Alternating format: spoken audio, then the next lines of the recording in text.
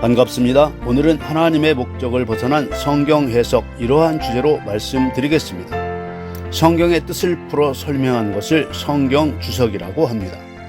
세상에는 다양한 주석책들이 나와 있습니다. 그런데 그 다양한 주석들이 같은 성경 구절에 대해 전혀 다른 해석을 하고 있는데에도 성경 해석의 다양성이라는 이름으로 용인되고 있는 것을 볼 수 있습니다.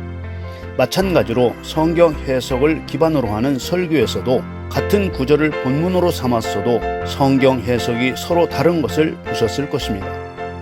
성경 연구자들이나 설교자들이 세상을 창조하여 경영하시는 하나님의 계획과 목적을 이해하지 못하면 성경 해석을 다르게 할 수밖에 없습니다.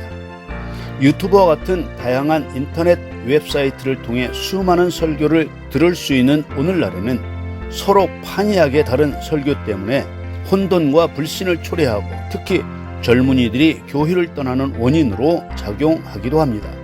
더 두려운 일은 성도들이 하나님의 목적과 다른 신앙생활로 인해 인생의 끝자락에 예수 그리스도의 심판대 앞에서 내가 너를 알지 못한다고 부인당하는 것입니다.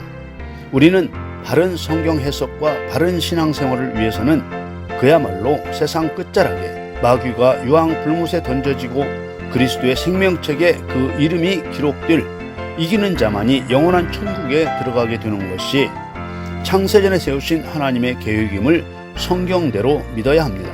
하나님께는 처음부터 계획하지 않은 일이 최종적으로 이루어지는 일이 될 수는 없습니다.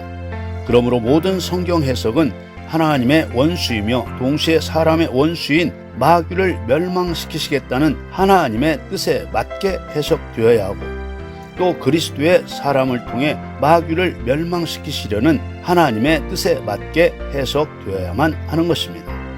그래서 바른 성경 해석을 위해 반드시 이해해야 하는 중요한 사실은 왜 하나님께서는 사단 마귀의 심판을 경륜의 목적으로 삼으셨으며 오직 하나님의 아들인 성도들을 통해 마귀의 일을 멸하도록 계획하셨는지를 아는 것입니다.